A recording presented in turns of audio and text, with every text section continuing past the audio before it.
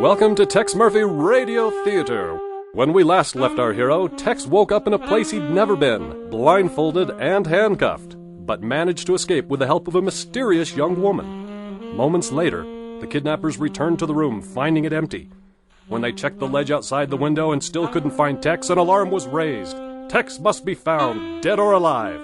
And now, Episode 2, The Month of the Living Dead. Hanging from ledges was a skill they'd never taught us at the University of Investigation of Utah, but it was something I'd found handy on more than one occasion. But by the time I heard the window close above me, it felt like my arms had been dunked in diesel fuel and lit on fire. Pulling myself up would defy all laws of physics as I understand them, so I looked down. I was at least 40 feet off the ground. There was a ledge below me, maybe 6 feet down, but it looked like a country mile away.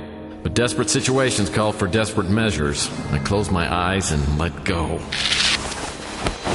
I was fairly certain both legs were broken, but that wasn't the worst of it.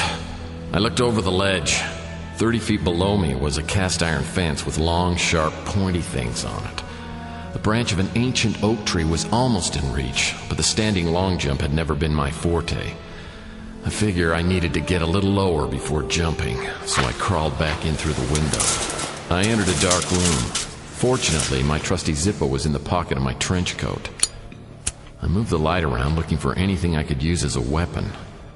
Lacking the strength to wield a sofa or an empty bookcase, I found nothing of use. I decided to check under the sofa. No weapons, but there was a fortune cookie. You'll soon find true love if you know where to look. Yummy. Nothing else left to find in the room, I went to the door and looked out into the hallway. Hey! That turned out to be a bad move. I deadbolted the door and reviewed my options. There weren't too many. I stepped back onto the ledge and I thought about dropping down to the next ledge, but I was fairly sure that neither my arms nor my legs could take it. That left one possibility. Try for the oak tree. Harnessing my inner chi, I gathered myself and exploded off the ledge.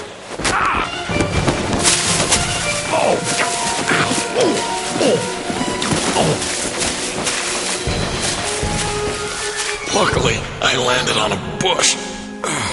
All that chi stuff is a bunch of crap. As I checked for broken bones, a bright light descended from the night sky. For a split second, I thought it might be the white light that they taught me about in Sunday school. Then I heard a voice. You call for a cab? Or should I call an ambulance? Nothing to worry about. I do this for a living. I'm a PI. I hope you're good at that, because you're not much of a stunt man. Ordinarily, I would have retaliated with a crushing comeback. You can't get much lower than being insulted by a hack. But I didn't have the heart since I was going to have to stiff him on the fare. I'd spent the last of my cash at the Golden Pagoda and my abductors hadn't provided any monetary compensation. But I was glad to find they'd left not only my Zippo, but also my pack of unfiltered llamas. I pulled one out and lit one up. Do you mind? Your cigarette's bothering me. Yeah? Well, it's killing me.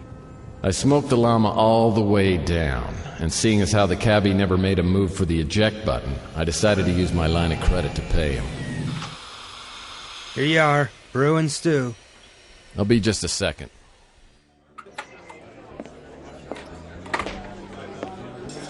As usual, Louis was a ball of fire, bouncing around like a pinball, keeping his usual diner full of customers well-fed and well-drunk. Somehow, amid the controlled chaos, he noticed me and bustled over. His welcome wasn't as warm as I'd come to expect. Where you been, wife? Beats the hell out of me.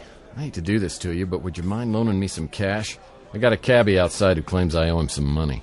How much you need? $40. I don't think he meant pesos. $40? That including tip? You tip cabbies?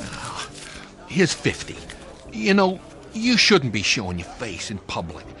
Go give this to the taxi guy and meet me round back. Come on, Louis. You know I'm good for it. Yeah, I know, Mike. It ain't that. We'll talk. Now, go on. As I left the diner, I noticed almost everyone looking in my direction and whispering. Even the cabbie acted a little weird when I came back with the money, though it may have been because I gave him 5 rolls of quarters. After he flew off, I went around to the back stairs and entered Louie's apartment above the diner. He showed up a few minutes later. Don't get me wrong, wife. I'm real glad to see you. I've been worried. Mind telling me what's going on? Why are people staring at me? I know I need a shave, but... You don't know? Do I act like I know? Where you been? What is with all the questions? You're right about needing a shave. A shower probably wouldn't hurt neither. Well, maybe I should go back to the Ritz. I had the cabbie drop me here because I'm having an out-of-money experience, and I thought you'd help out your old buddy. You best stay right here. I gotta go back downstairs, but I'll send you up some grub. After I close up, we'll have a talk, okay? I'd never turned down a free meal, especially from Louie. He'd sold out of the spicy lamb chili, but the special, whatever it was fit for a king. I spent the next few hours surfing 824 channels, and the best thing I could find was a Barnaby Jones marathon. I was well into my 3rd episode when Louie finally broke free. So, you like the special? Yeah, it was super yummy. What do you call it? Meatloaf. Well, that's not what my dad called it. So you want to tell me what you've been up to? Okay. Chelsea and I went to dinner at the Golden Pagoda. The next thing I know, I wake up in some sort of hospital. A girl helped me get out of the handcuffs, and I jumped into a bush from a 3rd-story window, got picked up by a taxi, which drove me here. Nothing else? Well, in my book, that's kind of a full day. What about before today? What are you talking about? I saw you yesterday, right before I went to dinner with Chelsea. I don't know how to tell you this, Mife, but you've been gone over a month, and the cops are looking for you.